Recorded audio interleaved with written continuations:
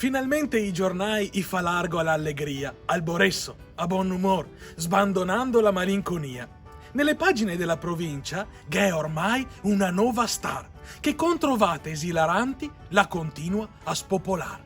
Fa dei video su Facebook, dove forte sigarò che berbire alla sera in sto comune non si può. Lo fa per il decoro di cittadini e cittadine, fa portare qua in comune tutte quante le latine. Me ne occupo personalmente delle bottiglie sequestrate e forse questo è il motivo delle ordinanze sbalinate. Come non si capisce come mai, per qual motivo, i lampioni è sempre spenti anche in sto periodo estivo.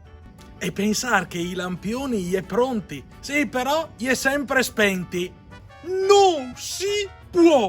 È così che con il tempo una birra e un po' di vino ricomincia a fare effetto sul primo cittadino. Fa le multe a tutto spiano, a italiani e stranieri. Non risparmio più nessuno, neanche i carabinieri.